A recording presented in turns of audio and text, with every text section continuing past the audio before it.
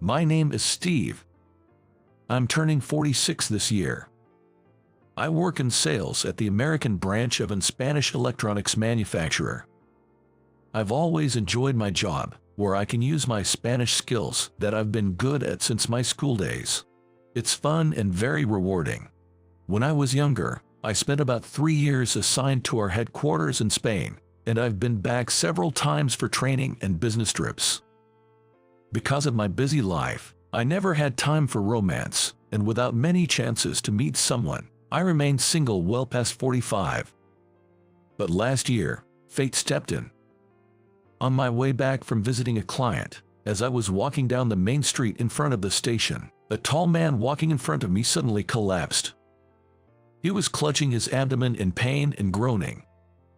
I rushed to his side and crouched down, asking, "Are you okay?" But when I looked at his face, he seemed like a foreigner. Then he spoke to me in Spanish. "My chest hurts. Please call an ambulance." "Understood. I'll call one immediately." I responded in Spanish too and dialed 911 on my cell phone. While I was on the phone, a woman approached us. "What's happened here?" She looked to be a classy woman, about 60 years old. "This man says he's having chest pains," I explained. Then she spoke to the fallen foreigner in Spanish. "I'm a nurse. Can you tell me exactly where and how it hurts?" After that, she neatly placed her rolled-up jacket under the man's head and checked his pulse while asking about his condition. When the ambulance arrived, she explained the man's condition in detail to the paramedics and accompanied them in the ambulance. Watching her take charge, I thought she was pretty impressive. I saw her again when my dad, who lives alone, was hospitalized for colon polyp surgery. She was the nurse in charge of my dad's room. "Hey, you're the one from the other day. Oh my, thank you for that time." It seemed she remembered me too. "Thank you for that time too. You were a lifesaver. Was that man okay?" "Yes, because you called the ambulance right away," she said with a bright smile. "You're really good at Spanish, aren't you?" "Not really. It's all self-taught." "You studied Spanish by yourself?" "Yeah, I've always loved watching movies and foreign TV shows, so I got interested in Spanish. I learned by watching language programs on TV and buying books." "That's impressive. It seemed like you could speak Spanish too." "Well, I work for the American branch of a Spanish company, so I can speak a little." "Really? Have you ever been to Spain then?" "Yes, I have." She too had been to Spain on a trip. After that, we started talking every time we saw each other. Her name was Michelle, and she was about to turn 60. She was a cheerful person with a lovely smile, and talking to her was so enjoyable. I always wanted to chat more. Looking back, I realize I was totally smitten with her from the first glance. The age difference didn't matter to me. She was such an attractive woman. In our conversations, I learned she was divorced and currently single. Michelle has a daughter, but she's married and has left the house. So, I figured it wouldn't be a problem to ask her out. With that in mind, on the day my dad was discharged from the hospital, I asked her for her contact information. She readily agreed, and we exchanged numbers. Then, right after I got home, I asked her out to dinner. Since then, we've had dinner together several times and gone to the movies. The more I learned about her, the more I was drawn to her charm. She was kind and considerate to everyone, always bright and positive, and whenever I was tired from work or had something bothering me, talking to her would cheer me up. After about 6 months of dating, I proposed to her. "Michelle, will you marry me?" When I showed her the ring I had prepared and told her my feelings, she looked at me with her big, teary eyes and said, "Are you sure an older lady like me is okay? Age is just a number. I've got my heart set on you, Michelle. I can't imagine being with any other woman. I want to live the rest of my life with you," I said as I took her hand, and she began to cry. "Thank you. I want to spend my life with you too, Steve," she answered. And with that, she accepted my proposal. She had decided against having a wedding ceremony, but when she turned 60 and retired from her nursing career, I seized the moment to take a 10-day vacation. We went on a honeymoon to Hawaii. This trip was not only a celebration of her 60th birthday but also her retirement, so we really went all out. We stayed at luxury hotels and ate at 5-star restaurants. Since I'd been single until I was 45 and didn't have any expensive hobbies, I had a good amount of savings. That's how we managed to go on such an extravagant trip. Michelle was overjoyed. Seeing her having the time of her life, like a young girl, I knew it was worth it. Returning from our trip, about 6 months into our married life, one morning, as usual, I headed to work and was called in by my boss. The president of a major client from our headquarters in Spain is coming to America with his wife for a trip. We'll be hosting a dinner reception, so please attend with your wife as well. My boss, Director Frank, said that and then specified the date and time. I'll let you know the venue once it's decided. Understood. As I was jotting down notes in my planner, Frank suddenly laughed. "Ha! Well, I've heard you got yourself a wife. I was starting to think you'd end up a bachelor for life, but good for you for finding a woman with such unique tastes." Those scornful eyes were staring at me. Frank is only 2 years older than me, but his pride and joy has always been his much younger and beautiful wife. And he's always taken every chance to mock me. Stuff like, "You must be lonely being single at your age," or "There's no way a woman with any sense would want to marry a guy like you." He's looked down on me forever. But to still be hearing this kind of taunt even after I got married. I was fed up with it, but kept my silence. Worried that my wife would be subject to some unpleasant comments if I introduced her to such a boss, but since it was an order, I had no choice. We would have to attend. On the day of the dinner, I took Michelle to the designated restaurant. It was a high-end place for Italian cuisine. When I mentioned the name of the organizer to make our reservation and was led to the private room, there were Frank and his wife. Frank had every reason to brag. His wife indeed had the beauty of a model. "Sorry to keep you waiting, Frank."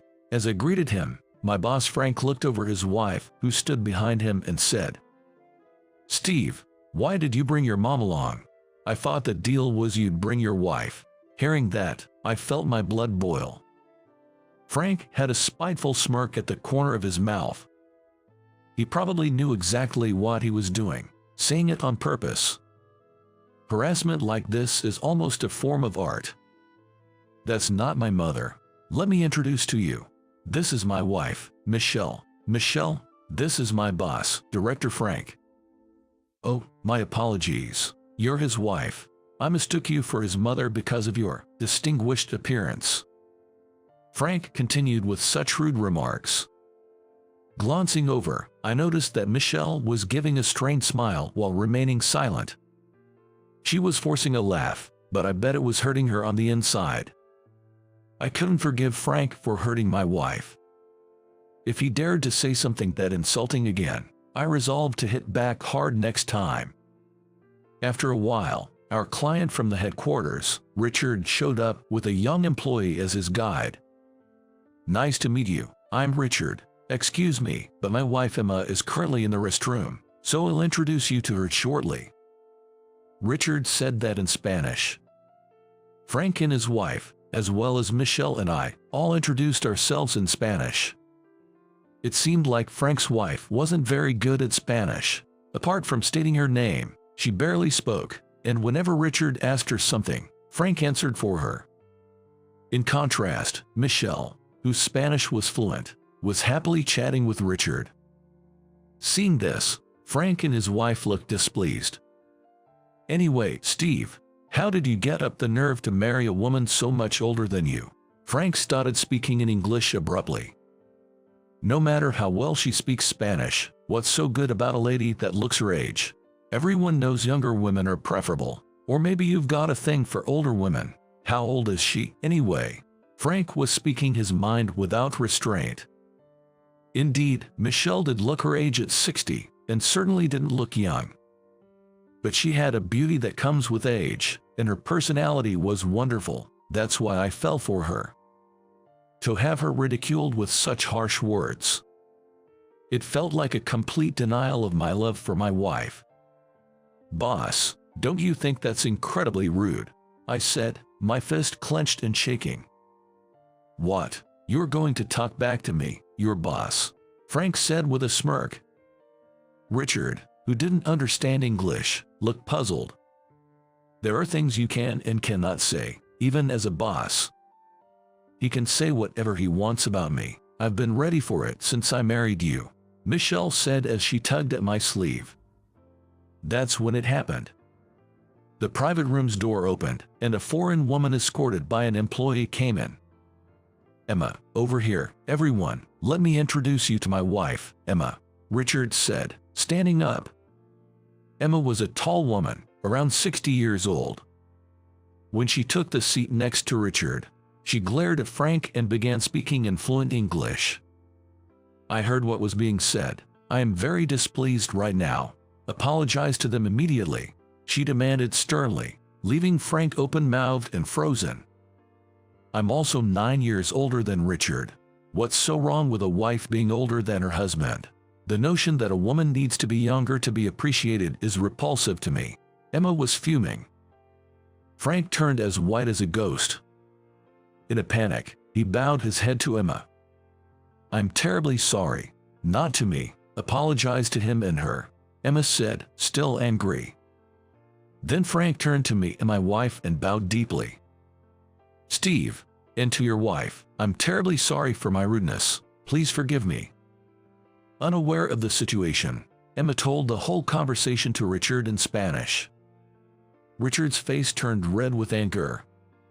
"What a rude man you are. I don't want to dine with someone who speaks so thoughtlessly. I'm leaving." It was Emma who calmed down the fuming Richard, who had shouted in Spanish. Well, he has apologized, so let's forgive him." "No way, I can forgive him. Please leave now and never make such comments again." Richard's anger did not settle, and Frank, still pale, went home with his wife, looking downcast. Then, we introduced ourselves to Emma again. "Pleased to meet you. I'm Michelle, the wife of Steve Richardson." Hearing Michelle introduce herself, Emma's eyes widened. "Michelle, are you Michelle Richardson?" "Yes, that's me." "Oh, my God. I'm Emma Anderson, your email friend." Excited, Emma switched to speaking in Spanish. "What? You're Emma?" Michelle also looked incredibly surprised. The two of them joyfully clasped hands over this coincidence. Listening to their conversation, it turned out they had met on an internet forum and had been exchanging emails for over 20 years. Michelle had taught Emma English, and Emma had been teaching Michelle Spanish. So that's why Emma could speak English. Michelle was too shy, so they had never done a video call before. It seems they didn't know what each other looked like. What an amazing coincidence, though. To meet an email friend from overseas like this, and at such a place. The party really got going with Emma and Michelle's conversation at the center. The food brought out was delicious, and Richard and Emma enjoyed it too. Man, what a great day. I can forgive Frank's remark, but I'm truly happy that Emma and Michelle met by chance. Richard had also heard about Emma's longtime email friend before. "I've really been looking forward to trying authentic Italian cuisine, and I'm totally satisfied. I'll be sure to tell the folks back at the headquarters in Spain about this."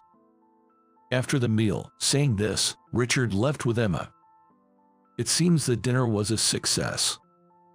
Later that day, back at home, Michelle said to me, "Steve, thank you for standing up to Frank earlier. I acted tough, but if you had gone along with Frank, it would have really shocked me. I'm relieved and glad that you stood up to him." Of course I'd stand up to anyone. I can tolerate anyone talking awful about my dear Michelle.